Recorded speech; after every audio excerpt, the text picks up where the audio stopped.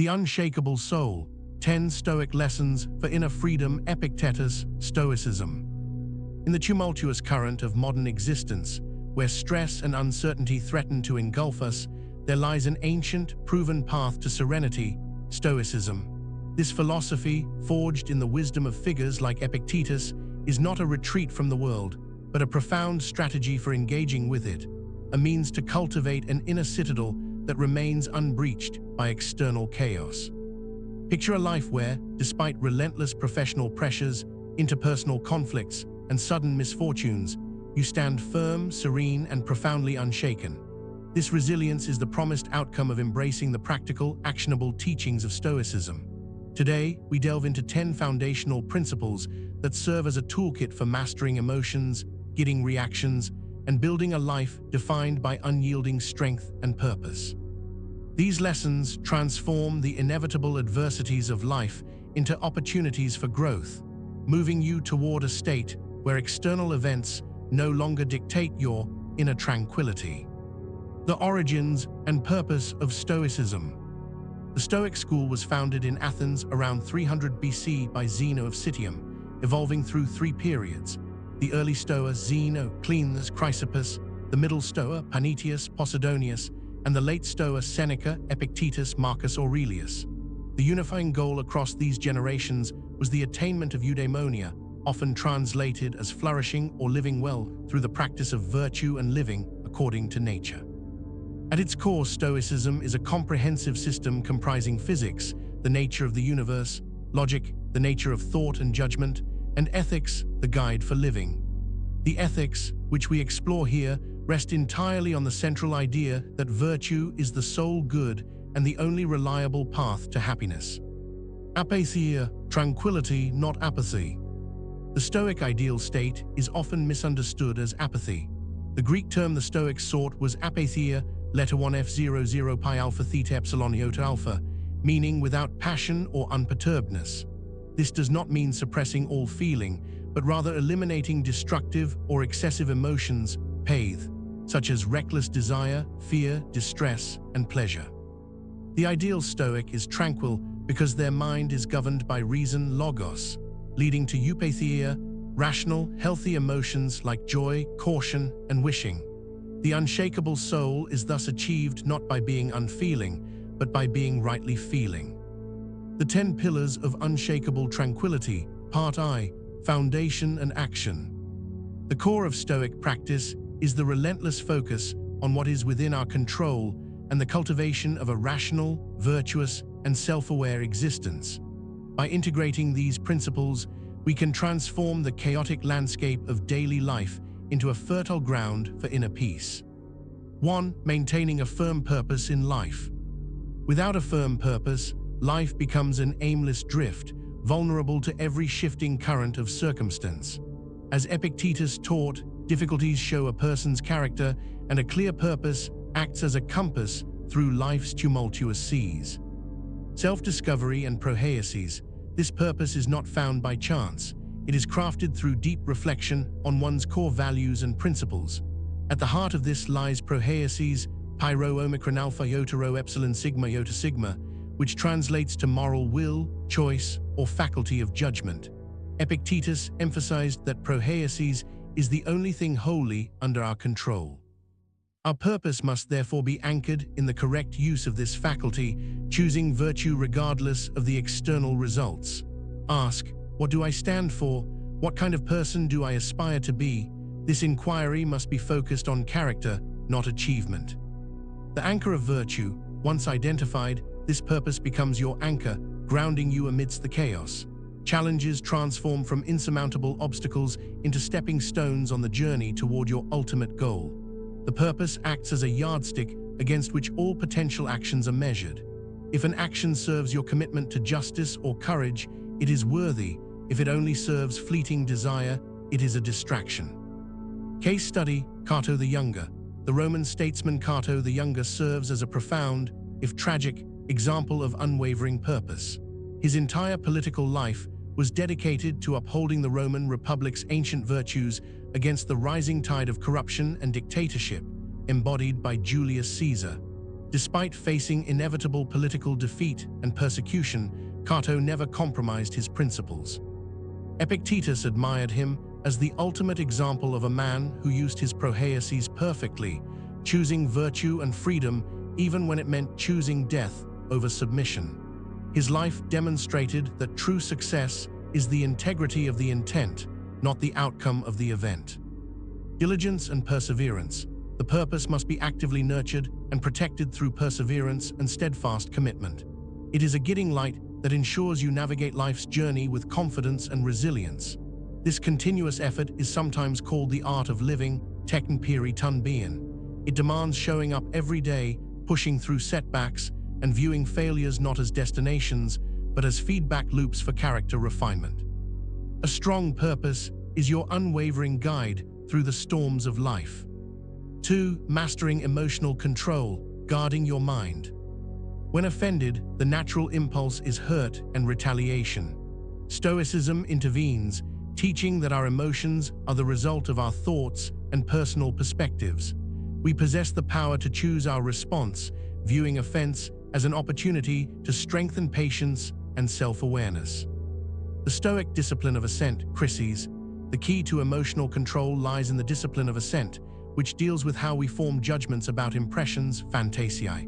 When an external event occurs, e.g., someone insults you, the impression is delivered, often immediately triggering a powerful, negative emotional impulse, a pathos.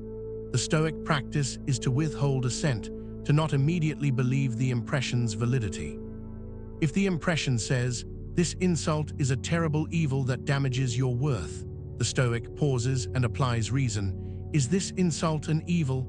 No, because it is an external thing outside my control. Only my judgment can harm me. Mindfulness and the gap. Practices like mindfulness or meditation create a crucial gap between stimulus and response. In that space, we find the power and freedom to choose a reaction aligned with our values.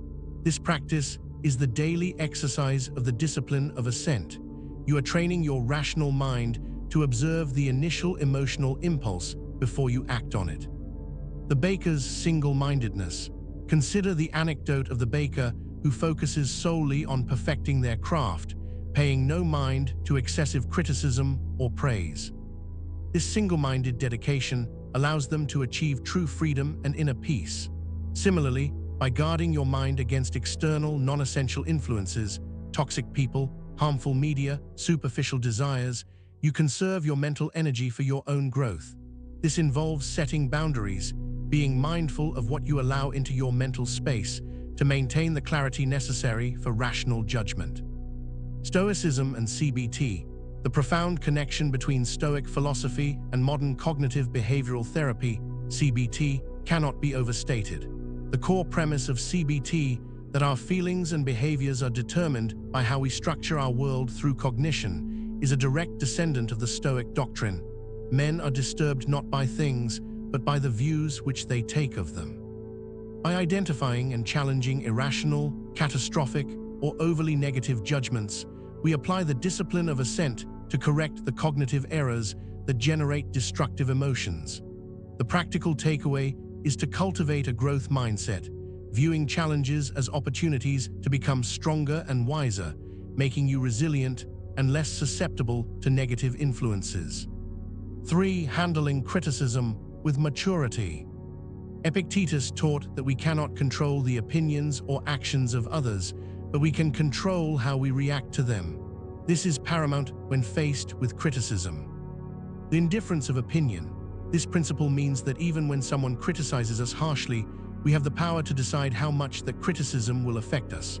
Opinions, actions, reputation, and fame are all classified as externals or indifferents in Stoic philosophy. They have no bearing on our inner virtue. Accepting that everyone has perspectives and values that may not align with ours is the first step toward handling criticism maturely. Self-knowledge as a shield. The first step in handling criticism is understanding ourselves deeply.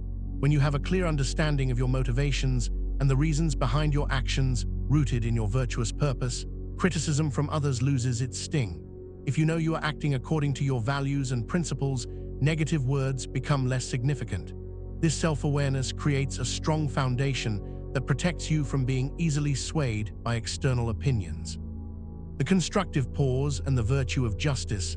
When faced with criticism, instead of reacting defensively, pause and reflect.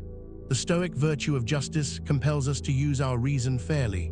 Ask yourself if there is any truth in the criticism. Sometimes, even harsh feedback can contain valuable insights.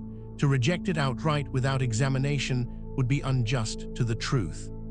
This balanced approach, taking what is useful and discarding the rest, shows maturity and a willingness to learn without being weighed down by negativity. Patience and gentleness as social tools. Stoicism also teaches the importance of patience and gentleness in response. Patience allows us to maintain our composure and not react hastily or negatively. Gentleness helps us maintain good relationships with others, even when they disagree. Think of the historical examples of wise figures who faced insult with calmness. They were always holding fast to their chosen path of virtue. By practicing these virtues, you can handle criticism without letting it disrupt your inner peace, simultaneously strengthening your emotional intelligence and setting a powerful example for others. The 10 Pillars of Unshakable Tranquility, Part II, Transformation and Preparation. We continue our detailed exploration of the foundational principles that allow the Stoic practitioner to cultivate an inner life independent of external volatility. 4. Transforming offense into strength. Epictetus taught that what frightens and dismays us is not the events themselves, but how we think about them. This means that when someone offends you, it is not their words or actions that hurt you, but rather your perception and reaction to those words or actions. The power lies within you to decide how much an offense will impact you. This principle is profoundly liberating because it shifts the control from external circumstances to your internal world. The mechanism of eupatheia, rational emotion, transforming offense isn't about denying initial feelings. It is natural to feel hurt or angry. Stoicism teaches us to acknowledge these emotions without being controlled by them. The goal is to replace the destructive passions with eupatheia, rational, healthy emotions. When confronted with offense, the wise person doesn't feel distress, but perhaps caution, eulobeia, a measured concern about their own potential errors in judgment. This measured, rational response allows for constructive engagement rather than reactive destruction. Cognitive reframing and psychological distance. A practical way to transform offense is through cognitive reframing. When you feel offended, try to look at the situation from a different angle. Instead of focusing on the negative, ask yourself what you can learn from this experience.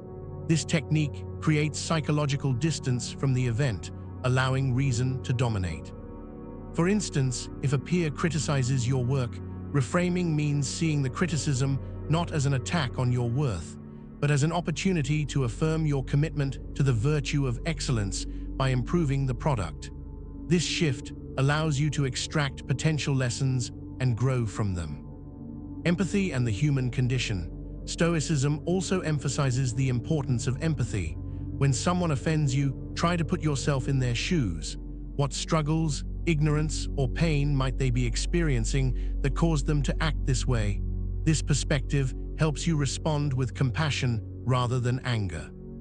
It is not about excusing bad behavior, but about understanding the universal flaws inherent in the human condition, recognizing that everyone has their struggles and acts based on their often faulty beliefs.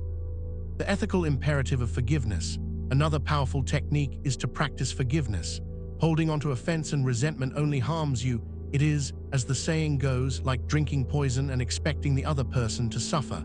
By choosing to forgive, you free yourself from the burden of negative emotions.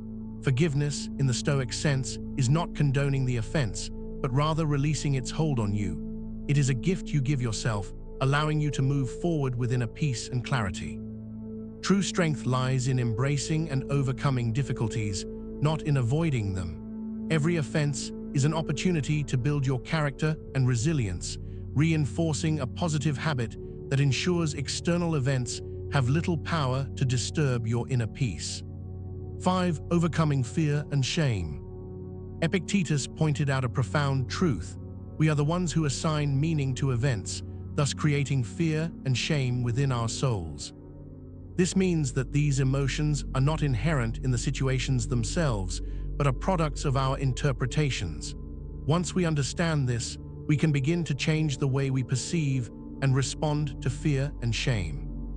Rational analysis of fear, the CBT connection. Fear often arises from the unknown or the anticipation of negative outcomes. Stoicism teaches us to face our fears head-on by examining them closely.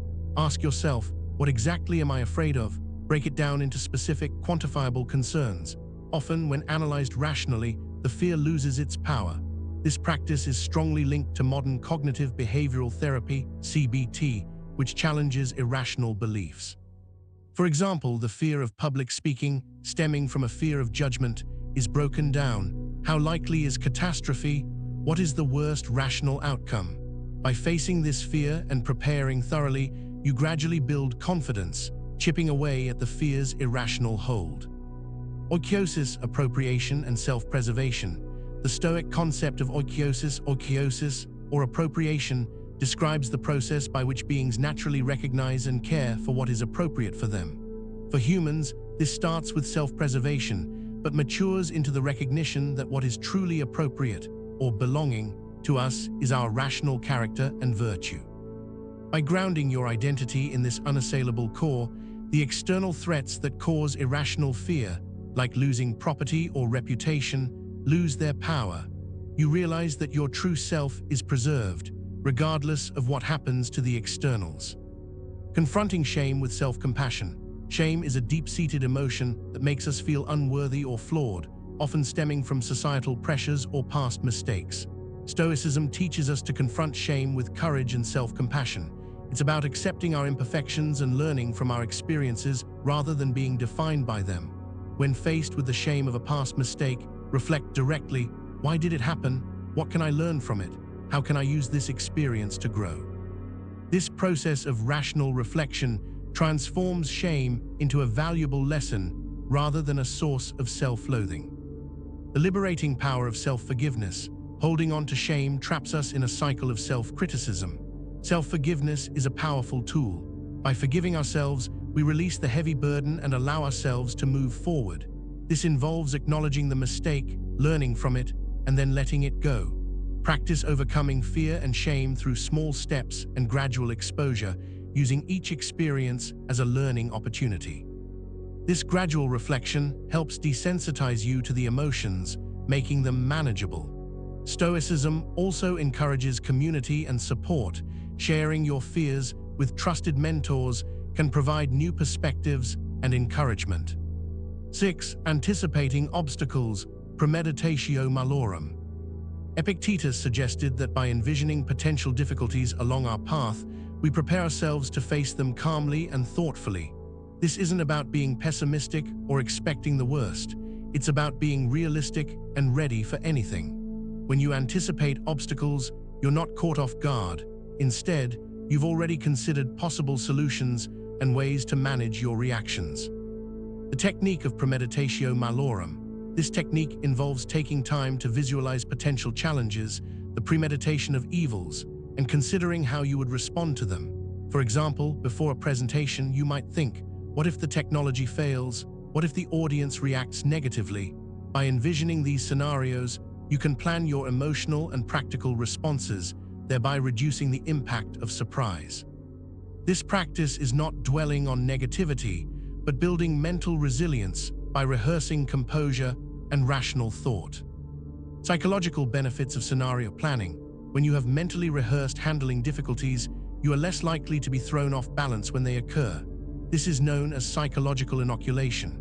Your mind has already processed the difficulty, making the real-life event feel less novel and threatening. This makes you more adaptable and capable of maintaining the composure that is the hallmark of Stoic philosophy. It shifts the focus from fear to contingency planning. Differentiating preparedness from anxiety. It is crucial to differentiate the Stoic premeditatio from modern anxiety or worry. Anxiety is a compulsive, uncontrolled dwelling on negative possibilities, often without a constructive response plan. Premeditatio malorum, conversely, is a deliberate, rational, and time-boxed exercise that ends with the prepared response. If X happens, I will choose to maintain my virtue, courage, patience, fairness, and take action Y, the best rational solution. The exercise thus generates tranquility, not stress. Patience and perseverance. Anticipating obstacles helps build patience and perseverance. When you know that challenges are inevitable, you develop a long-term mindset that values persistence over immediate, flawless success. You become more patient with the process and more resilient in the face of setbacks. Regular reflection, reviewing past experiences to identify patterns of failure and success, further refines your approach to problem-solving and preparation. This practice, combined with mindfulness, helps you stay present and aware, recognizing potential challenges early and responding thoughtfully, ensuring you remain calm and centered. 7. Cultivating inner strength, the dichotomy of control. Epictetus famously said, "It's not what happens to you, but how you react to it that matters." This simple yet profound statement underscores the essence of inner strength. Our true power lies not in altering external circumstances, but in mastering our inner responses. When faced with adversity, we have the freedom to choose our response, a choice that defines our character. Extended analysis of the dichotomy of control, the distinction between what is within our control and what is not. The dichotomy of control is the cornerstone of all Stoic practice. Control our judgments, opinions, desires, aversions, and most importantly, our rational actions and moral choices, prohaises. These are the only things guaranteed to be ours. No control externals, the actions of others, reputation, health, wealth, politics, and the weather. Focus shift. This distinction is crucial for maintaining inner peace. By focusing our energy exclusively on what we can control, our attitude and response, we stop wasting energy and reduce the unnecessary stress caused by trying to manage the unmanageable. This mindset shift is profoundly empowering, keeping us grounded in the face of external turbulence. The role of courage. Inner strength is cultivated through self-awareness and deliberate practice. This practice demands the virtue of courage, Andrea, which the Stoics define not merely as physical bravery, but as the knowledge of what is truly fearful. Since the only true evil is vice, a failure of reason, and all external things, pain, death, poverty, are indifferent, courage is the resolve to act rightly despite the fear of externals. Transformative power of gratitude. Practicing gratitude is an effective way to cultivate inner strength. Gratitude shifts your focus from what you lack to what you have, fostering a positive mindset even in difficult times. By regularly acknowledging and appreciating these positives, you strengthen your emotional resilience and maintain a balanced perspective. Even in the worst circumstances, the Stoic can be grateful for the opportunity to practice virtue. Embracing vulnerability. Inner strength is also about embracing vulnerability. Acknowledging your fears and insecurities doesn't make you weak, it makes you human. By confronting these vulnerabilities with courage and compassion, you transform them into sources of strength. This self-acceptance is vital for navigating life with authenticity and confidence, allowing you to choose your response rather than being dictated by instinct. The 10 Pillars of Unshakable Tranquility, Part III, Virtue and Finality. We now conclude our comprehensive examination of the 10 principles, focusing on the essential Stoic virtues of action, acceptance, and living in accordance with rational nature. 8. Restraining actions and impulses, Temperance. This doesn't mean suppressing your emotions or pretending they don't exist. It means acknowledging your feelings but not letting them dictate your actions. It is about creating a space between stimulus and response, a moment to reflect and choose the most appropriate course of action. This practice of pausing and reflecting is powerful and can transform how you interact with the world. The virtue of temperance, sophrosyne, the restraint of actions falls under the Stoic cardinal virtue of temperance or self-control. Temperance is the knowledge of what to seek and what to avoid, ensuring that our desires and impulses remain aligned with reason. It is the crucial check against the destructive force of immediate gratification and impulse. Practical tools for impulse control, if-then planning. To practice self-restraint, the Stoics implicitly endorsed what modern psychology calls implementation intentions or if-then planning. For example, if you know you struggle with anger in traffic, the plan becomes, if someone cuts me off, then I will immediately take 3 deep breaths and repeat, this is an external event that cannot harm my character. This pre-planned, rational response bypasses the emotional impulse, making self-control automatic and intentional. The ethics of speech restraint, temperance also applies to how we communicate. In moments of heated discussion or conflict, it is easy to let emotions take over and say things we might later regret. Stoicism teaches us to practice restraint in our words. Before speaking, consider the impact of your words. Are they constructive? Do they reflect your values, justice, kindness? By speaking mindfully and with intention, we maintain control, uphold our rational nature, and build stronger, more respectful relationships.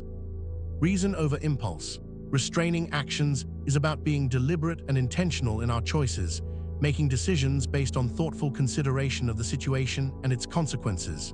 This reasoned approach leads to better outcomes and a greater sense of control. Engaging in regular daily reflection, the examen, helps enhance this ability, allowing you to review your behavior, identify where you could have exercised more restraint, and strengthen your commitment to acting with intention.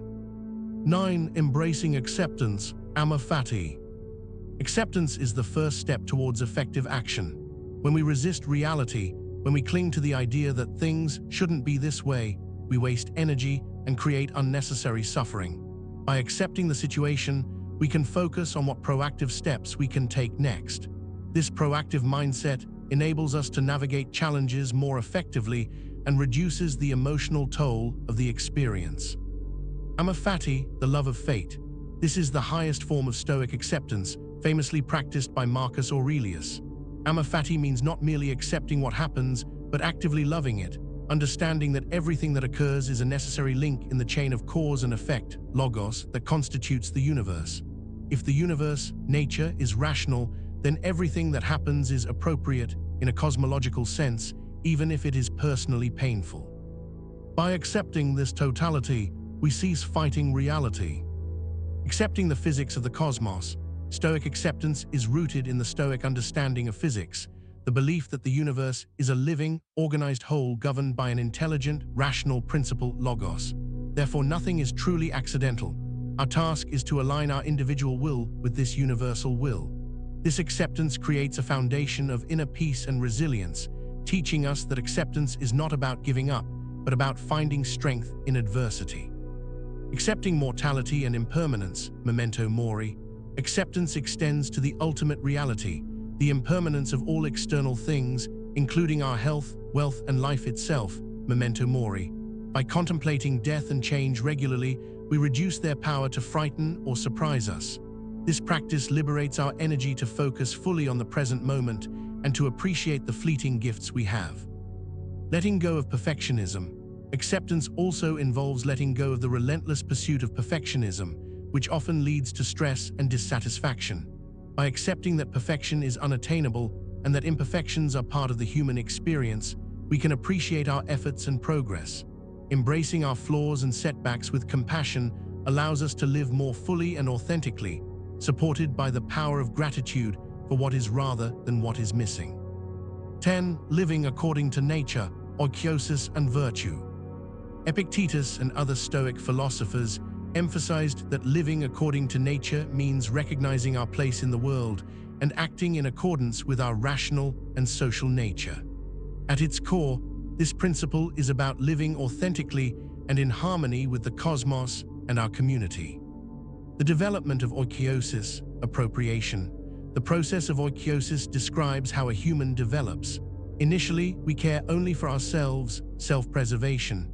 This expands to family and friends and eventually matures to include all humanity and the entire cosmos. Living according to nature means fulfilling this matured social nature, recognizing our interdependence and contributing to the well-being of our community with empathy, compassion, and cooperation. This is the source of the Stoic ideal of cosmopolitanism, living as a world citizen. The centrality of reason, logos, our distinctive nature, what sets us apart from other animals, is our capacity for reason, logos. Living according to nature means living according to the best part of ourselves, our rationality. This requires a deep understanding of who we are and what our true nature is, involving introspection and reflection on our values, strengths, and purpose. Cultivating the cardinal virtues. Living according to nature involves cultivating the four cardinal virtues, which are the only true goods. Wisdom, phronesis, the knowledge of what is good, bad, and indifferent, the ability to make correct moral judgments. Justice, dichotomy, fairness, honesty, and good dealing with others, the application of reason to social life. Courage, andria, the knowledge of what is truly fearful and what is not, the resolve to act rightly despite external risks. Temperance, sophrosyne, self-control and discipline, the rational command over desires and impulses. By cultivating these virtues, we align our individual actions with our rational nature, achieving the only reliable source of happiness and fulfillment. Conclusion: the attainment of tranquility. As we conclude this comprehensive exploration, the central lesson remains clear.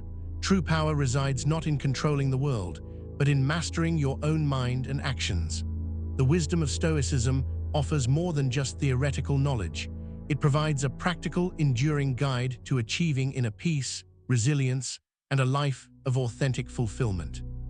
By consistently applying these 10 timeless principles, anchoring your life in prohaises, correcting your judgments through assent, preparing for adversity with premeditatio malorum, and embracing reality with amor fati, you build an unshakable inner foundation.